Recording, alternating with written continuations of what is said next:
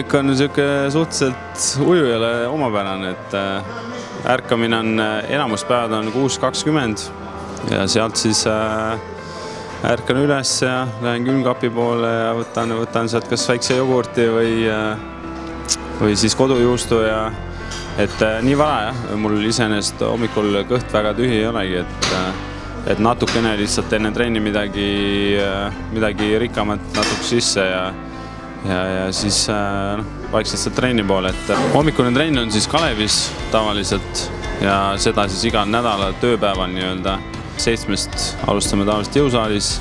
Jõusaali treeningutega panustasin.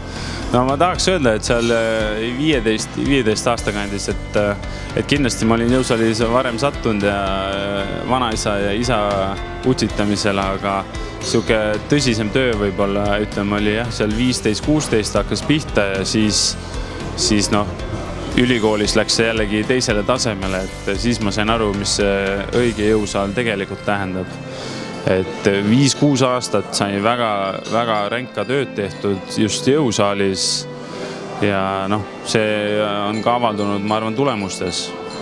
Ja mis ma siis nüüd siin Eestis olen üritanud sealt need vajalikud osad võtnud kaasa ja täiendanud ennast, et see jõusaali tähtsus ei ole praegu, ütleme, vähenenud. Otseselt niimoodi maksimumnumbreid ei jälgigi, et pigem on jah, siuke seeriate ja kordusarv ja ütleme, sooritus on tähtsam kui see maksnumber, et seda ma nagu väga taga ei jää, et pigem just erinevate tõstmisharjutuste kvaliteet ja ütleme nende kiirus, et see on juba pigem tähtsam. 8:30 hüppame teistega koos vette. Ja siis on tund 45 kuni 2-tunnine veetreening veel peale.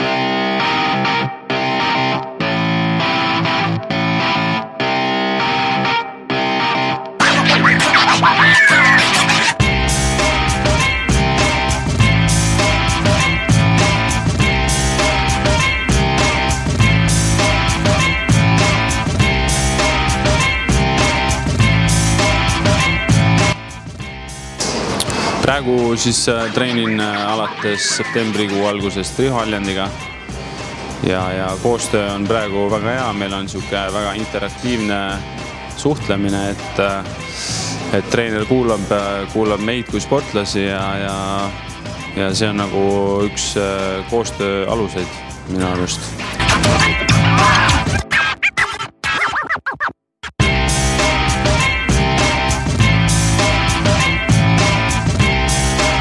Hommikune treening osa läheb päris pikaks, et seal vaja just söögi poolest on vaja midagi leida. Et trenni ajal või siis jõusaalist tulles midagi ilmselt veel. Oleme koostöös iFitiga ja Ujumisliiduga on meil tagatud väga hea taastusvahendite nii-öelda komplekt, et kord kuus või vajaduse järgi saame siis tõesti iFiti kaudu tuleb meil kõik vajalikud toidulisandid alati proteiinidest, vitamiinideni välja, et see tõesti aitab väga palju, ütleme minu päeva jooksul, kus seda aega nii palju ei olegi, et saada kõiki vajalikke asju kätte. Et hommikusöök, lõunasöök ja õhtusöök on muidugi tähtsad, aga ma väga rõhutaks just, et tänu iFitile on see taastumisprotsess natuke parem. Kui ütleme hommikune trenn siin Kalevis on läbi, siis tulen siia samasse kohvikusse, võtan väikse hommikupudru ja siis kui puder on söödud, siis liigun sinna kontori poole Europarki, et siin samas Solarisel ei ole kauge minna ja siis olen tavaliselt nii-öelda 10:30 olen siis seal kontoris. Kontoris on mul siis erinevad ülesanded, et enamuselt ma teen siukestele klientidele pigem taustauuringud, kas neil maksed on tehtud, vahepeal kindlasti klientide analüüsid ja lihtsalt kontrollime pigem siuke arvuti taga nii-öelda lihtne kontoritöö. Väga hea seltskond on seal kontoris. Grupp on väga kihvt, noored, hästi saame läbi kõik on jah, hästi kihvtid inimesed ja teevad oma tööd väga hästi. Ma olen tänulik selle kogemusele, mis ma saan väljaspoolt ujumist, et ma arvan, see ujumiskarjäär lõpmatuseni praegu ei kesta veel, et sedavõrd lihtsam on pärast see üleminek, ma usun, tööellu ja nii-öelda tavaellu.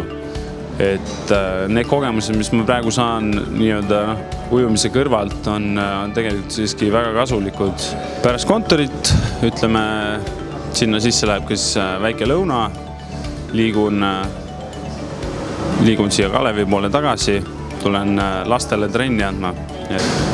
Kalevi ujumiskoolis alustasin ükketreenerina tööd eelmise aasta oktoobris, et nüüd aasta on täis, kuid varasema kogemus oli mul ka olemas USAs, et seal viimased aasta-poolteist, ütleme, et hakkasin ka koostööd tegema erinevate gruppidega, kus ma siis kas nõustasin või aitasingi ükketreeningutega paljusi nooremaid ujumisklubisid. Mul ongi 2 gruppi, kellega ma tegelen siin Kalevi ujumiskoolis. Ühed on siis nooremad, kellega me oleme põhiliselt iga päev olemegi saalis, teeme erinevaid jooksutrenne, võimlemist, vahepeal kasutame raskusi, hantleid, posupalle ja igast erinevaid huvitavaid asju, et ma arvan, et lastel on väga kihvt ja lõbus. Ja siis tavaliselt tuleb siin otsa ka suuremate grupp. Suurematega siis käime 3 korda nädalas, esmaspäev, kolmapäev, reede käime jõusaalis ja teisipäev, neljapäev oleme siis samas nii-öelda võimlemissaalis, kus üks päev on kerelihastele fokusseeritud ja siis teine nädalapäev nendega teeme ringtreeningut. Need päevadel, kus siis mul pärast Kalevi ujumiskooli trenne ei tule kedagi, siis olen õhtul Audenteses. Et Audenteses veetreeningud hakkavad 5:30. 5:30 sinna ette on tavaliselt 15-20 minutit võimlemist, oleneb, kuidas me jõuame. Ja siis veetreening kestab kuni 7-ni.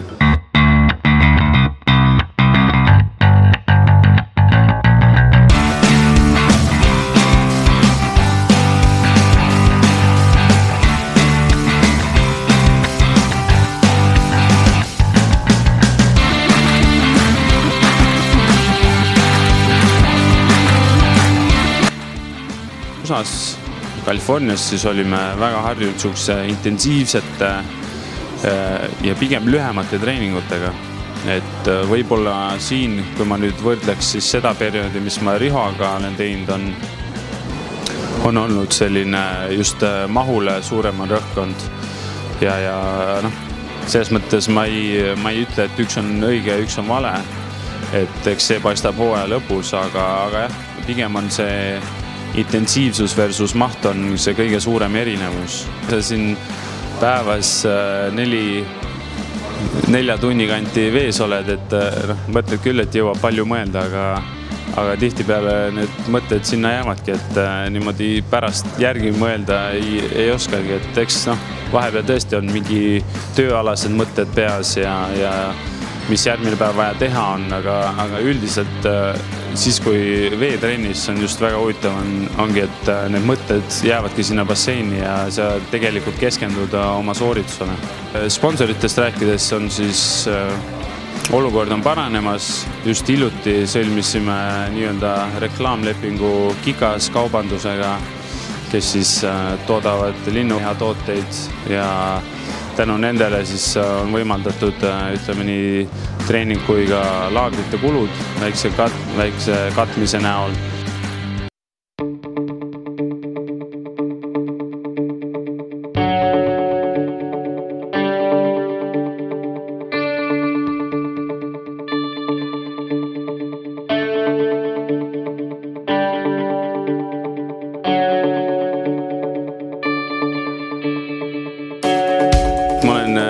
Niimoodi planeeringi, et kell 7 on hilisem, mis mu päevad lõpevad, et sealt edasi väga enam ei vea välja.